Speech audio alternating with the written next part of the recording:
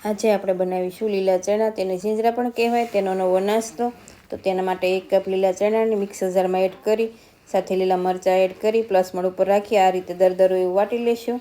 હવે એક બોલમાં બનાવેલું મિશ્રણ, તેમાં 1 કપ લીલી મેથીના પાન, 1 કપ લીલા ધાણા, સાથે 1 કપ ઝીણી કટ કરેલી કોબીજ, 1 સ્પૂન તલ, 1/2 સ્પૂન વરિયાળી, 1/2 સ્પૂન લાલ મરચું પાવડર, 1/2 સ્પૂન હળદર પાવડર, સાથે ધાણા જીરું, 1 પિંચ હિંગ, 1/2 સ્પૂન ખાંડ, સ્વાદ પ્રમાણે નમક એડ કરી, સાથે 1 પિંચ કુકિંગ સોડા એડ કરી અડધો લીંબુનો રસ એડ કરીશું.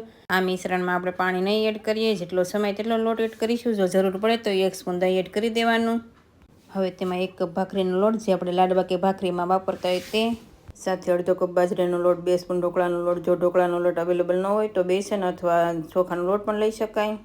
હવે આ રીતે નાના નાના લોવા લઈ બંને હાથમાં તેલ લગાવી આ રીતે મુઠિયા બનાવીશું. સાથે મેં સ્ટીમર પણ ગરમ કરવા મૂકી દીધું છે. તો હવે તેમાં પ્લેટ મૂકી 20 મિનિટ જેવું થવા દઈશું. વચ્ચે એકાદ વાર ચેક કરી લેવાનું. તમે જોઈ શકો છો મુઠિયા સરસ એવા ફૂલી ગયા છે અને કૂક પણ થઈ ગયા છે. તો હવે ઠંડા થાય એટલે તેને આ રીતે સેપરેટ કરી નાના નાના પીસીસ કરીશું. સાથે તેનો વઘાર પણ કરી લઈએ. તો પેનમાં 2 મોટી સ્પૂન તેલ, 1/2 સ્પૂન રાઈ, 1/2 સ્પૂન જીરું. રાઈ જીરું તતડે એટલે તેમાં હિંગ, મીઠા લીમડાના પાન, લીલા મરચાંના ટુકડા સાથે 1 સ્પૂન તલ એડ કરી 1 મિનિટ જેવું થવા દઈ તેમાં મુઠિયાના ટુકડા એડ કરી 5 મિનિટ જેવું સાતળીશું.